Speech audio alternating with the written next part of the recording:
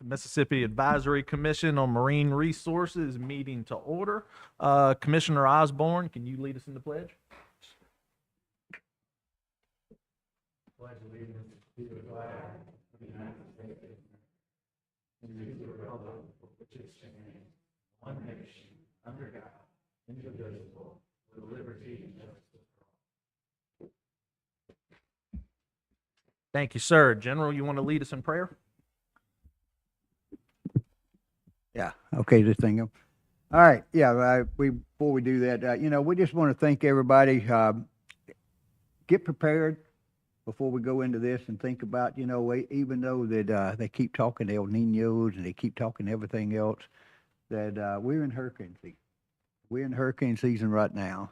So be prepared for it. Everybody get yourself together, get all your ducks in a row, and hopefully we will have a year like we did last year, and we'll just pray the Lord that He will give us a year like we had last year. So let's go to the Lord in prayer. Our Heavenly Father, we thank you so much. It's such a privilege to be able to serve you, Lord, and to be able to be a part of this great agency and this commission, Lord, is just fantastic, and we appreciate everything that you let us do. Lord, we just ask you to take each and every one of the men and women in the Department of Marine Resources and the council here, the commission, and ask them to give them the wisdom, Lord, that you would have to make the decisions your way and not theirs. We ask this in Jesus Christ's name. Amen. Amen. Amen. All right, first item on the agenda is the approval of minutes. Do we have any comments on the minutes?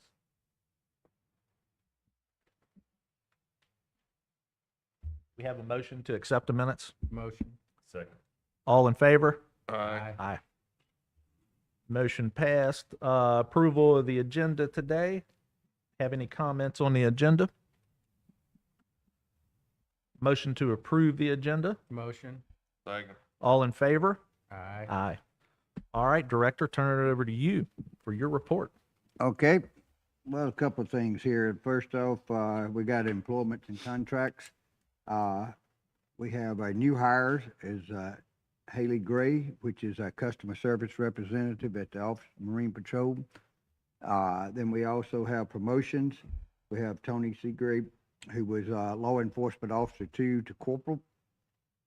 And now we have Aaron Smith, who was Law Enforcement Officer 3 to Staff Sergeant. And we have Eric Jigley. I'll never say your name right, Eric. God dang, no matter what it is. Anyway, hey, Eric. But anyway, and he started on May the 16th as the Finfish Bureau Director for Marine Fisheries. So let's give him all around. We also have some interns, and where they will start on June the 1st and be part of the Coastal and Marine Resource rotational program. What they're going to do is they're basically going to go to the near Marine Fisheries, Coastal Resource Management, and Lyman Fish Hatchery. And they're going to work a little bit at each place. And so every one of them is going to have an opportunity not to just look at one part of DMR, but a lot of parts of DMR. And so we have some Alex Gentry, Patrick Moore, Maya Peterson, Kaylee Raddick, Wyatt Richardson, and Bailey Smith that'll be starting with us. So that's about 6 of them. So we got, the interns turn out to be fantastic for us, because if you go back and look through our agency, you'll find a lot of interns that are now full-time with us. And they've worked with us as an intern and then turned around and came to work as Department of Marine Resources as part of the full-time employees. That's a good thing. That's always a great thing. So we get to 2 things out of this. Number one, they get to see what the agency's all about and what's happening. And number 2, we get to see them and how they operate and what they do and how they work. And so we get to look at things 2 ways. And so it all works out for everybody. Any questions on that? All right, we got a special thing here. Start out with our agency update. We got 2 young ladies that's in the audience out here today that have really shown exceptional skills and being able to do things, and especially when you go to thinking about the state of Mississippi, and when you go compete for the state of Mississippi and you compete for for some type of award, That's not one person. There's 3 million people almost in this state. You're not competing against your high school. You're not competing against the school that you're in or the just the city that you're in. You're competing against the state of Mississippi. And to have both these young ladies to be able to do that and come away with gold medals, that is amazing, isn't it? And I have the privilege of having their father on this board with us, so that's another amazing thing. But Bowen and Taylor Mayfield presentation, what we're going to do, we have certificates from NOAA taking the Pulse of the Planet Award, Best in State and Best in State, both. So what I want to do is I want to turn it over to Matthew and let him talk about the 2 young ladies first before we give them the plaque. Okay, so they're in 8th grade, Bowen and Taylor, at Ocean Springs Middle School, and the journey began with a science fair project. They kind of leaned into what I'm doing, and all things oysters, and they came up with a project entitled "The Oyster: A Filtration Sensation." And everyone at their school kind of really enjoyed it and liked it and awarded it to the point where they advanced to the regionals in Long Beach, Mississippi. Yeah. Mike. Oh, Mike. And so from we got to Long Beach and they won silver medal in their division, and they won a couple other awards, a NOAA acknowledgement, and it qualified them for state. And this year, I talked about it last meeting, it was a little unfair in the fact that when you advance to state, you'd like to do it on school time. But the state science fair fell on their spring break. But they had great attitude. They said, let's go see what we can do in the northern part of the state. And so we went to Booneville on their spring break, and they presented their project. And lo and behold, they called third. We weren't there. They called second. Once again, we made a fine trip to the northern part of the state to enjoy, but the gold medal came and it was theirs. And we were tickled to death that they won gold medal in their division. We sat through the rest of the awards patiently. And when it came time to announce Best in Show, their names were called again and they got up. So they were #1 in the state of Mississippi science fair project for middle schoolers. And we're just, can't tell you how excited we are for them. We're happy here to this. Come on.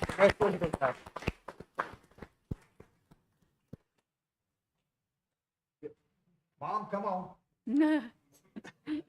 Come on.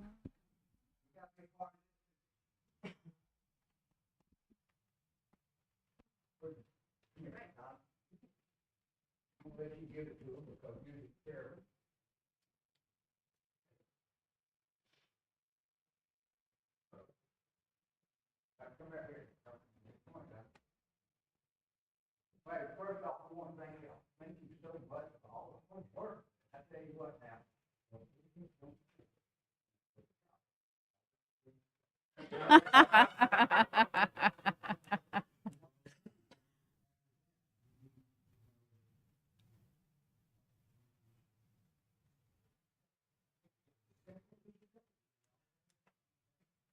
Thank y'all so much.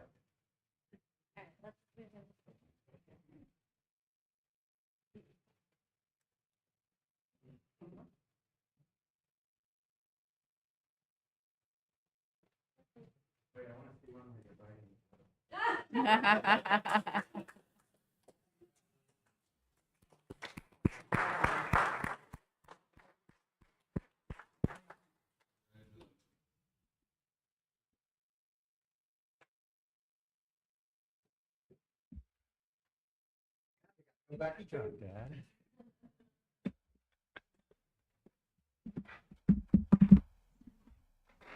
All right, what an honor. I tell you, that is nice. I know you're proud of them, Matthew. Very excited. It was just awesome. They kept winning, and we kept saying, okay, let's go see how far it'll go, and it went as far as it can go, and it's awesome. It's awesome for the coast. Well, I'm sure they got a future in a lot of things. I'm not sure where marine resources will be or not, but they got a future, I'm sure. Yeah. Well, thank you. Thank you. All right, legislative update. Right now, we're still working the same things that we've been doing. Everything's passed. As far as any of the bills and all, we had I think 4 that was passed for the Department of Marine Resources. And so we will continue to operate with them. Things will come in effect on the 1st of July. The only thing that went in, you know, I take it back. Everything came in for the 1st of July, so it will start over the 1st of July when we will start the new bills. We're still working on some things. We're still working on as far as our seafood labeling bill as to what we're going to do there. It's getting there. I think we've got the understanding of what we're going to do as far as what you got to put on your menu, what you're going to have to do if you got a store or whatever, but those things are there. What we're working on now is a labeling part of it. And when I say labeling part of it is we're trying to come up with a label. We're trying to come up with a Mississippi seafood label. And something different, something that you can put in your store if you're selling Gulf Fresh, Gulf Seafood, and something you put in your restaurant and you can put a sign up and say that I sell this. Something that you can put, you know, at your grocery store even to have it put out there that we sell Mississippi seafood. The idea is to be able to put this all across the state of Mississippi, and that's what we're working on. We're coming up with a label, and it will probably be a label that it's going to look.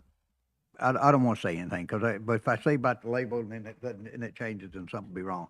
But it's going to be something that'll be catchy, and you'll be able to do it. And whenever it'll be something that we do use that also, that if you are if your restaurant or your market or your grocery store or whatever is doing Mississippi seafood, we're going to go out and advertise for you. We're going to go out and advertise and be able to advertise for you and tell you that this is where you need to come. And man, I tell you, we're hoping that we can get everything done before cruising the coast, because that's what these people want to know. Where do I go? They don't want to know where to get Indonesian shrimp. They want to know where to get Gulf shrimp. They want to know where to get our food. That's what they're after. So we're hoping we have everything set up for that, and we'll be able to move forward. So any questions? But we're working on it very hard. All right, Tidelands applications are being accepted, and the deadline for applications is July the 1st.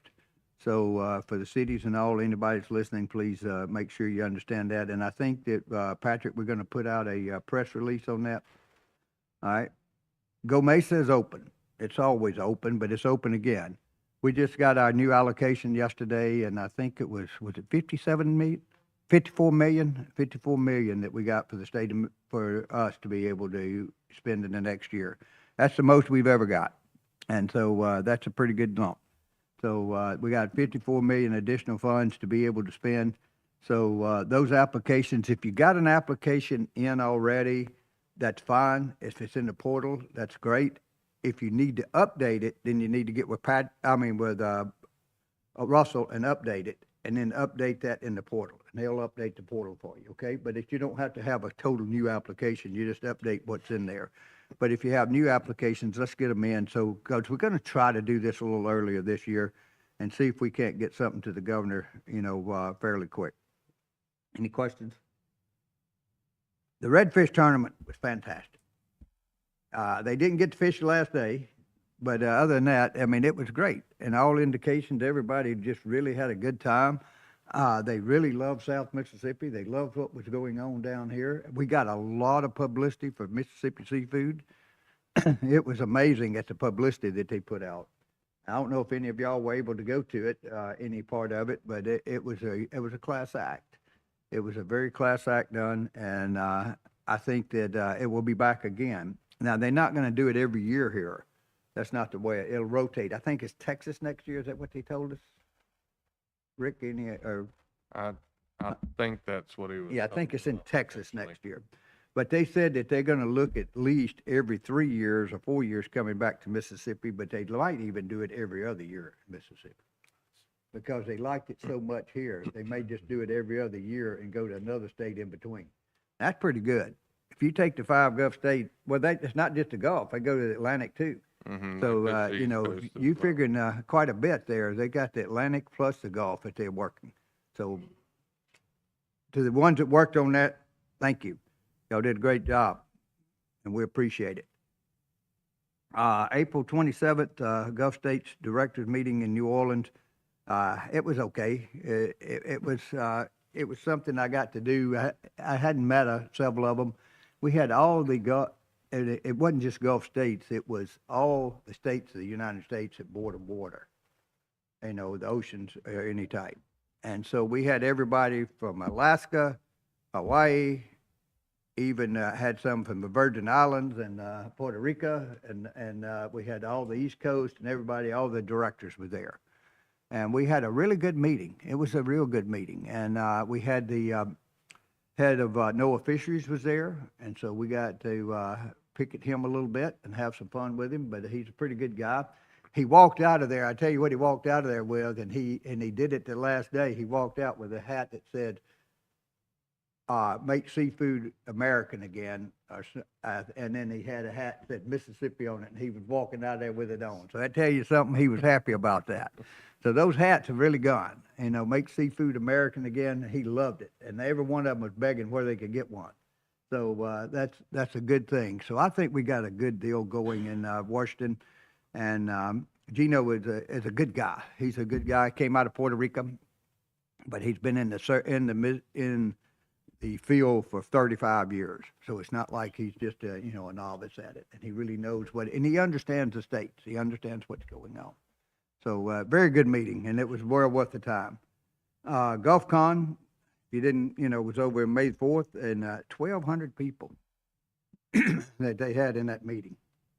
And I tell you, it was very interesting, and a lot of good briefings. We had quite a few people that came from this department here and went and gave briefings at different things, and so it worked out very good. And it was we got the head of NOAA and the deputy director of NOAA both was here, and so we got to have both of them here, and they were at the same time. But and we took them to the NEAR to be able to talk about it, and I'm sure that Aisha's going to say something about that here in a little bit, so I won't steal too much of her thunder.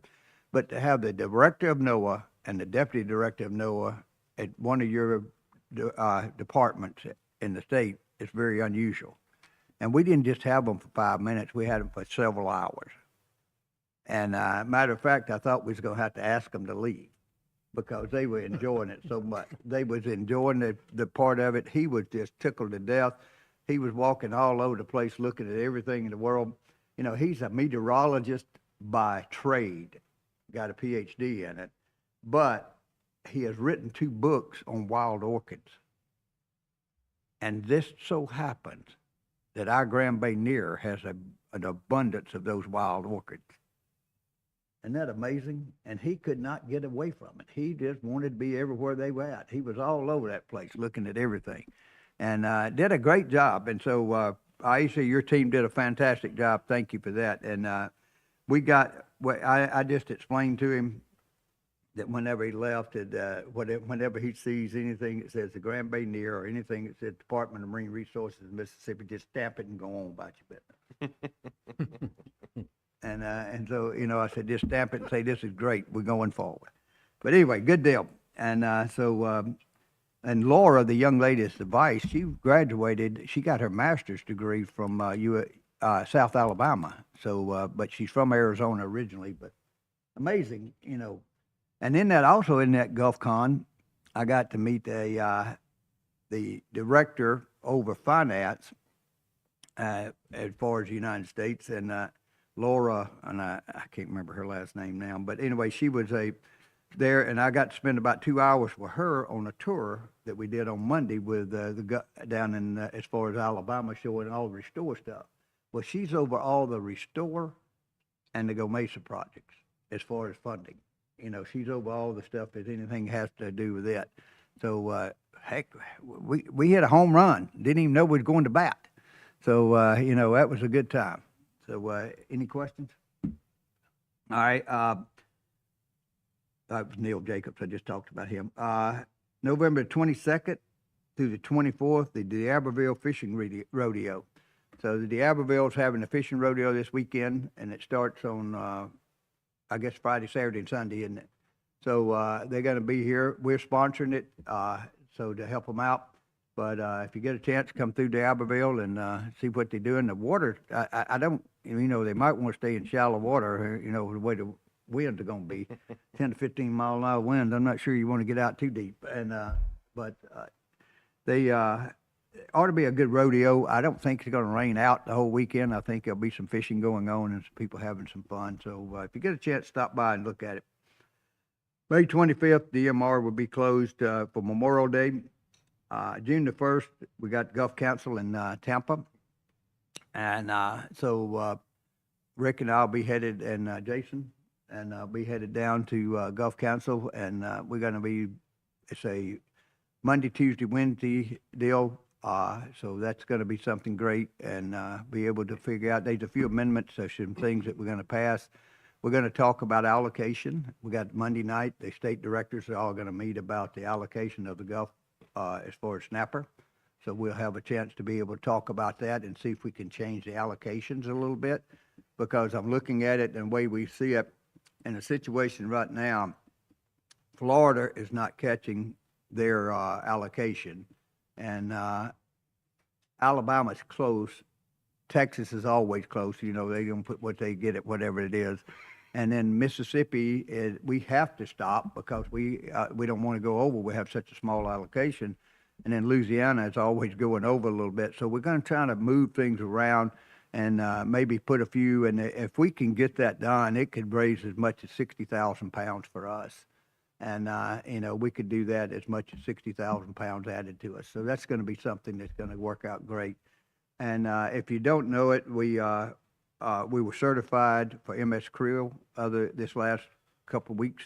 So and that was talked about at the meeting that we had in New Orleans with all the state directors. So we are certified as MS Creel. So it is a certified program now, and the program is moving forward. And at the worst case, we'll be all right for next year because MS Creel will come in and we'll be able to raise our allocation. But hopefully, if we get the allocation numbers changed, Mississippi only has 3.55%.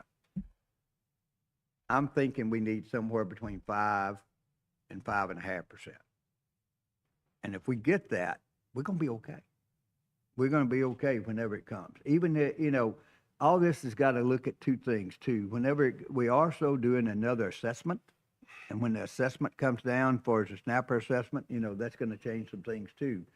But there is no reason for us not to have 130 to 150,000 pounds. And that's what we need. That's where we need to be in Mississippi. And there's no reason for it not to happen. And I think it's going to happen. It's taken a long battle, but we're going to get there, folks, I hope. All right. The June the 1st through the 7th is the Billfish Tournament.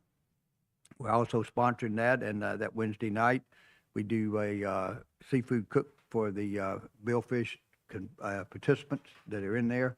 And I tell you, that comes over real big because when you get out, there's 100 boats involved in this thing. And we get somebody from all 100 boats, and they're from all over the place. They're not just from right here in Mississippi. They're from all over the place. And these are little cheap boats, them 8 and 20, 10 and $15 million boats. You know, these are small boats, 60 and 70 footers. About 70 footers, about as small as you're going to get out there. Most of them are, you know, 60 or more, 70 or better. But big fish, a lot of things. Our goal this year is to bring the Gulf record back and get it away from Alabama. They stole it from us a few years ago. We need to get it back. We want to bring it back in Mississippi, and so catch the biggest one and bring it back here. So hopefully, what is it, 1,094 pounds? I think it's the number right now. So we got to get 1,100 pounds. We're going to find us 1,100 pound one out there somewhere. All right. May 22nd opening red snapper. They'll talk about that, I'm sure, a little bit, but the order's already been put out. I saw it where Trevor put it out yesterday, I think, that we'll open the season, and it's going to be to the 5th of July, and it will be 2 fish per day. I wish I could go to 3 per day, but we don't have enough allocations to do something like that. But it'll be 2 fish per day, but for that amount of time, and then we will readdress at that. Looks like nature's not going to be great to the first few days of it, so it might extend it a day or two, so we'll see what happens. But the Bonnie Carey, 19 and 20, everything's still working. We're still doing the same, giving out the money. Right now, we're basically in the phase 2 of the 20 of giving out the money, and we're talking about giving money to the shrimpers and oystermen and stuff. And so that's where we're at right now. Most of the others have already been done. We're working on some programs, and we're still working on, hopefully we'll have our license to wherever you can buy the license online for your commercial license soon. That's been signed off with a contract with the company, and now we're just waiting to get everything put together on that. So hopefully that'll come through pretty quick. And so now you will be able to buy all your license online for seafood, for saltwater. All right, oyster season update. We were open 136 days this year. We harvested a total of 50,464 sacks. That's the most that's been harvested since probably 2011. That tell you something. Here we were devastated in 2019, and look where we're at today. And we were talking about it yesterday with some other people, and I think that what we're looking at, we're hoping that we'll have the allocation stay out there. Jason and them will be looking at it on a regular basis for us and doing sampling to see where we're at. But maybe we can go to where we'll have allocation to be able to harvest over 100,000 sacks this year if available to be harvested. Hopefully we'll get there. I know that they're there now, unless something, you can't never tell what's going to happen and nature-wise, but as long as it doesn't happen, anything nature happen, that or we don't do something man-made that tears up something, then I think we'll be there. And so we're getting close to 500,000 oysters being out there as far as market oysters. We're getting real close. And that's because of that team out there working hard every day. And I tell you what, if you don't believe it, go look at Alabama, go look at Texas, and go look at Florida, see where they're at. Look at them and see where they're at. And then Mississippi and Louisiana are the two that's moving forward. And they're both using a similar model. They're both using a similar model to do things of how to grow them with the spat-on shell and the other things that we're doing. And our goal is to hopefully, we got, I hate to keep babbling here, but, we got $1 million that was given to the foundation for oyster restoration. And that's the first time in history that's ever been done. And so the foundation, but it has to come to DMR to be able to use to oyster restoration. So what we're going to do is Jason and them are putting together a very good plan to work with them, and we're working with Noah and them about that, how to do it. And so we're going to be able to hopefully put some more oyster shell out and some more, culch out, some other things out to be able to help enhance this. My goal is to build some new reefs. I'd love to build some new reefs down the way. And I know that costs a lot of money, but we can do it and we can get there. And the goal is to be able to, every time we put an oyster in the water, we're not just filtrating the water and making it a little cleaner, but we're also feeding the world out there as far as the estuary. So everything that we do, we're doing it. So appreciate the team.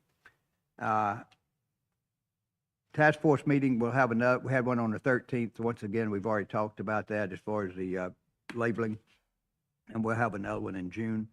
I think it's June the 8th. Next commission meeting is scheduled for Tuesday, June the 16th at 9 a.m. here. That's if we're not back in the building. We don't know yet. We're still day to day as to whether or not we're going to get back as to part of it. And what my goal is, they're hopefully trying to open up the second floor before the end of June. And so if they open up the second floor, I think we would all be just as well to be jammed in the second floor as we are jammed in that building where we're at now and paying $17,000 a month rent. So we'll get rid of the rent and we'll be able to turn around and move into there. We'll just be jammed into the second floor. And then hopefully before the end of the summer, the whole building will be back open. We're getting there. All right, let's see. Other than that, let's go to derelict vessels. We have 248 derelict vessel cases that have been reported, 215 been removed, 33 are pending removal, and 1 received court orders, and they got some more that they're working with me on right now. So that's pretty good. We get them out of there. So we appreciate the team that does that. All right, any questions up to that point? If not, I'll go to actions update. Sandy? At the April 2026 meeting, the commission recommended and the director approved a permit to MDMR Coastal Resources to fill 277 acres of unvegetated coastal wetlands for the restoration and expansion of Round Island in Jackson County. Director also approved a permit to the city of Gulfport to fill 0.59 acres of unvegetated coastal wetlands for the maintenance and extension of an existing jetty and the installation of 5 navigational markers in the sound near Courthouse Road in Harrison County. And director approved the proposed changes to Title 22, Part 3, Chapter 5, Rule 5.1, be sent to the Secretary of State's office for final approval. And state saltwater finfish records and conventional tackle, the common snook for Matthew Mitchell, and then the yellowfin tuna for Josh Lord. In the youth conventional tackle category, there was an African pompano to George Bambin. And that's it. Okay, any questions? Not, Mr. Chairman, that's our report. Yes, sir. Thank you, General. Glad the NEAR was able to seal the deal for you. Next up, we got any of our commissioners have anything to report? All right, I'm guessing that's you, Corporal Jax.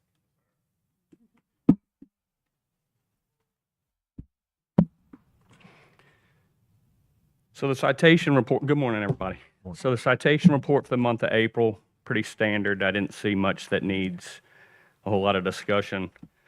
Total stops for the month was 1,574, which puts us on track with the holiday weekend in the month of June to surpass last year's number of people that we touch every month or annually. And we had 1 boating accident out at Cat Island, no injuries, and 0 fatalities for the month again. Any questions? No, sir. Thank you. Pretty simple. Thank you. All right, next up, no. Looks like Public Affairs, Ms. Charmaine.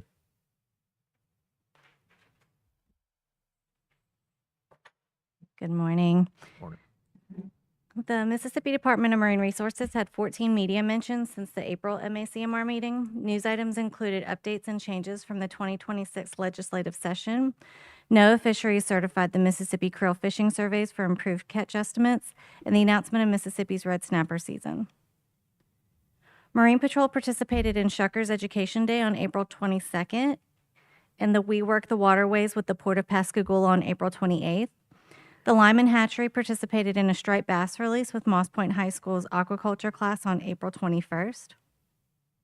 Thomas Butera in the Office of Coastal Resources Management participated in Earth Day with CTA at the Mississippi Aquarium on April 22nd.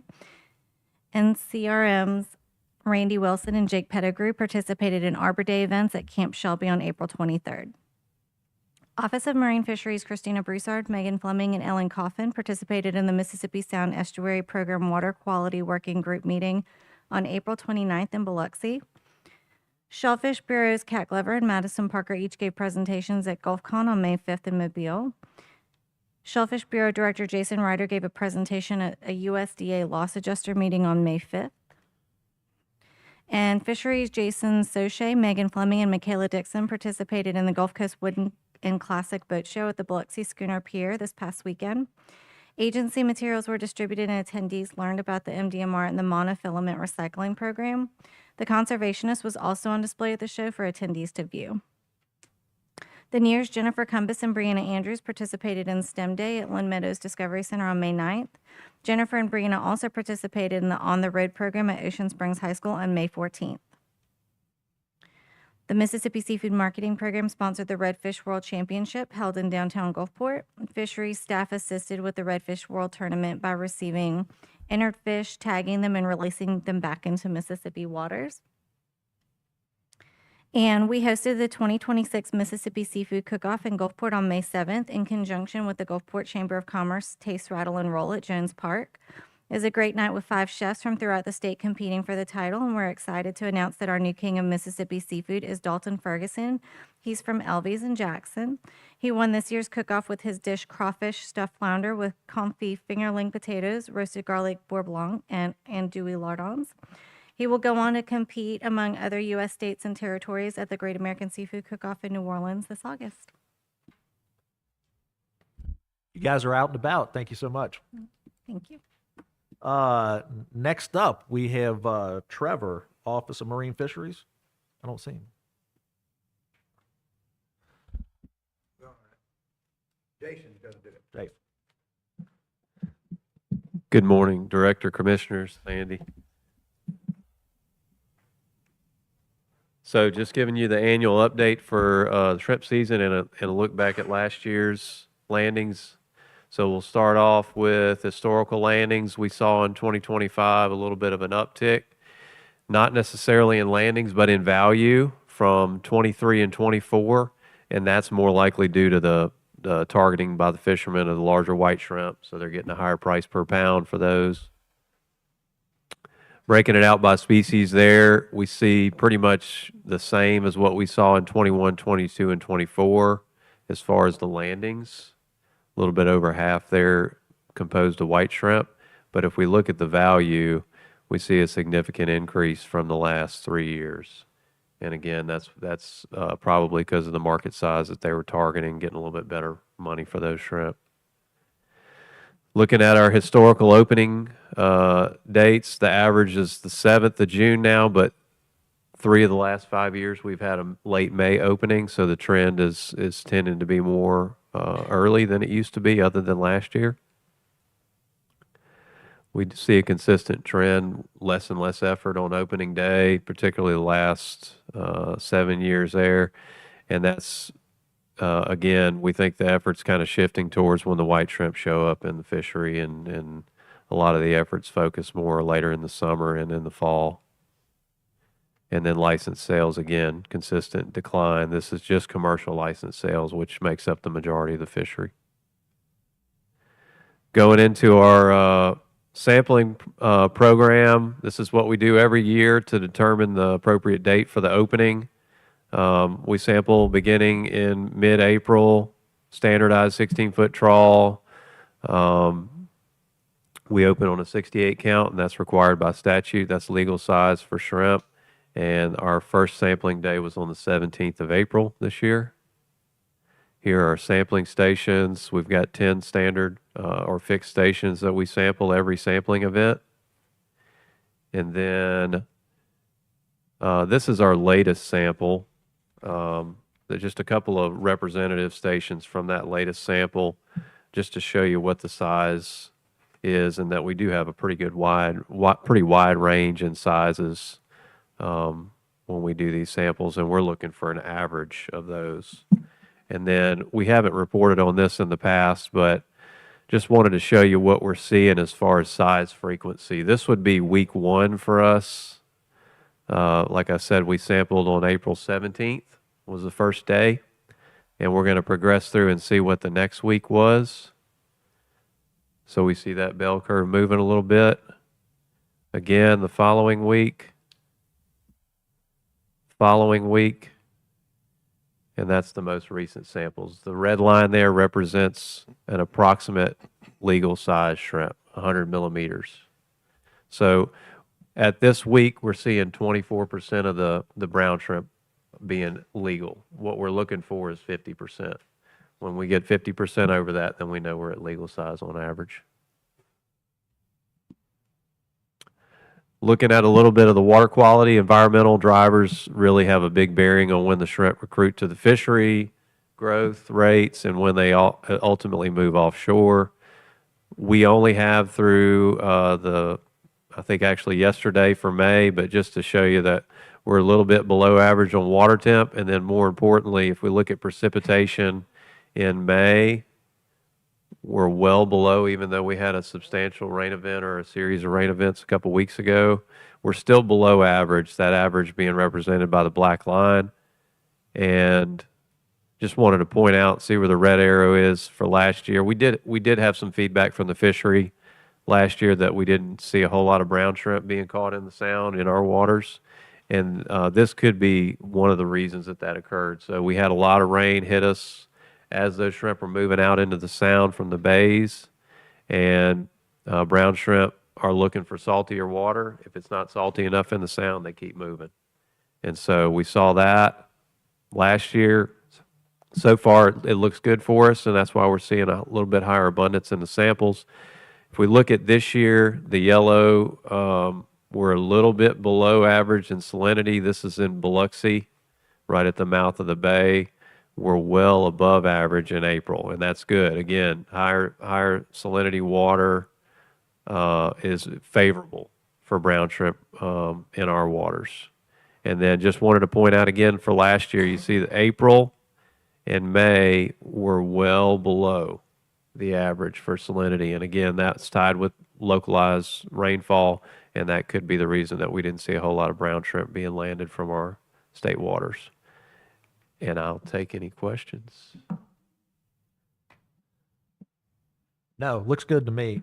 Just wanted to kind of reiterate, I know Louisiana opened May 13th. Kind of looks like, generally speaking, that, you know, these guys are dealing with 40, 50% year over year increases in fuel.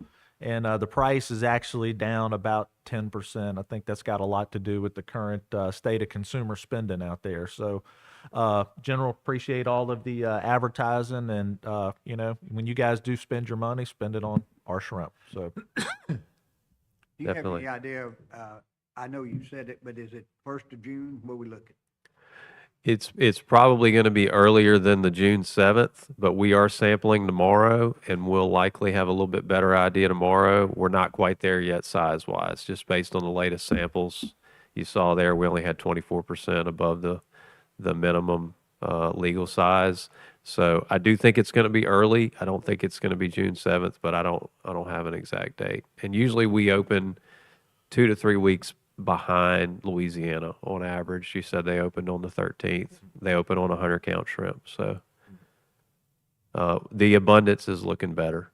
And I know that earlier in the year we are going to see the smaller count sizes, but we're going to get it open as soon as we can, as soon as they hit legal size, so we can give them access, give them an I've been opportunity. talking to some of the guys that catching bait and stuff, and they said that they are, you know, catching good sized shrimp, you know, in the areas and all. So that is good to be able to do that, and you know, which to them they feel like it's, you know, going forward. And, but I know somebody was telling me in Louisiana the other day that that when the rains hit, you know, we had a lot of rain last week, I guess it was, and said it kind of stunted it a little bit compared to the growth. Did that happen with us too? It did. So we were seeing a little bit faster growth rate than we typically do. And when that rainfall came, what happens is some of the bigger ones move offshore and a lot of little ones are flushed out of the rivers. So it brings down the average. Hopefully we'll see a good bit of growth when we look at tomorrow's samples, and we'll be able to have a better We're idea. looking for a pretty good season this year. So far, it does look good. Yeah, the abundance is a lot higher than what we've seen the last few years in the samples. So Yeah, hopefully, one of the things that we're gonna do too, commissioners, is push hard for people to buy and put it on the market out here. You know, push hard for them to put it in the Mississippi restaurants, in the Mississippi seafood places, in the grocery stores, you know, to put Mississippi and put Gulf Fresh in there. I mean, obviously, every shrimp's not caught in Mississippi, but, you know, the point I'm getting at is at least put it out there. And our goal is to get them to do that and then in that case, obviously, it's gonna, hopefully that, Jonathan, and y'all will be able to pay a little bit more, Mhm. because that's what it's gonna take for our fishermen to be able to do it. Ladies and gentlemen, go out there and look right now and see how many 19, 20-year-olds are standing on that boat ready to go fishing. They're not there. They can make a lot more money sitting behind a desk and going to college and doing other things. If we don't do something to help the fishermen, if we don't do something to bring this industry back and help it, then, we're not gonna have shrimp here. And we're gonna be living off of Asian shrimp and Venezuelan shrimp and whatever shrimp for the rest of our life and eating that trash and not eating that good stuff. So we got to put our efforts out here. We've got to put our efforts out here. Jason, thank y'all for what you're doing. I know you can't make them grow any faster than they want to grow, all right? I know Right. that. And, but, we appreciate it. Jonathan, and for y'all, we appreciate y'all trying to help our shrimpers and any of our seafood people being able to keep the price up as much as possible to help them be able to do it. It was down to hardly nothing 2 years ago. Yes. And last year it got to a decent price and they were able to do it. Well, fuel's gone up, but hopefully our president's gonna bring that back to us here shortly. So maybe we'll get our fuel back down, and when we do that, then, everything will be good. Yeah, we're seeing good shrimp on the east side of the river so far. So hopefully, when Mississippi gets open, we'll see the same. Hopefully so. Thank you, Jason. Thank you. All right, next up, Miss Aisha Gray, Grand Bay Near.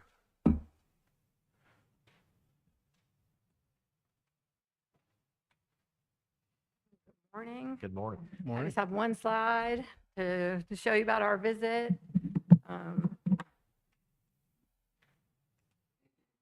Dr. Neil Jacobs and Laura Grimm came out to the Grand Bay Near on May 5th.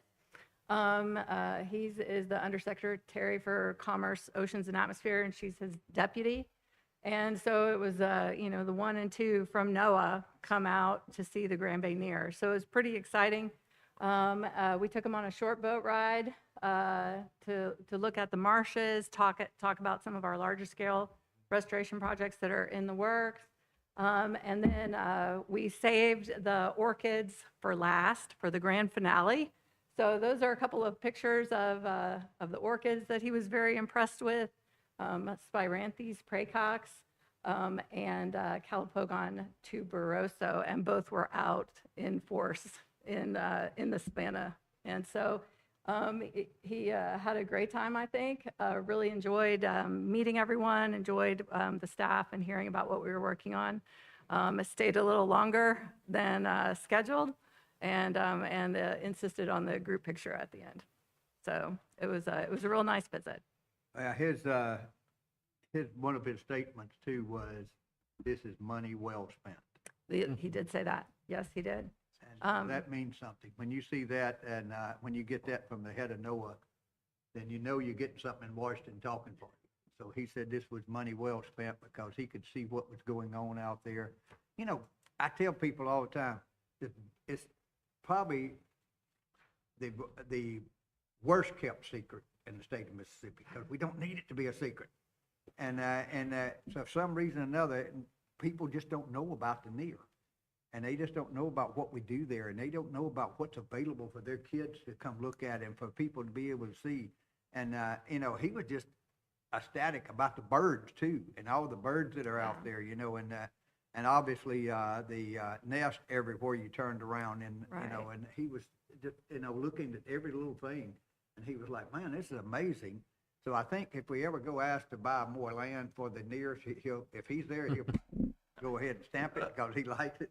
Yeah. But being able to save that forest and save that Savannah forest, and then you took him out on the boat, and alligators didn't come out and show him anything, but they were playing.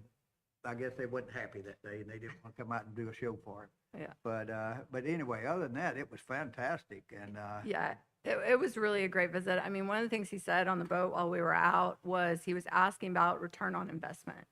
And I said, look, you don't have to talk to anybody in this community about return on investment because the people know the value of this place and the value of this conservation land for fisheries, for storm surge protection, for activities for their kids, for wildlife.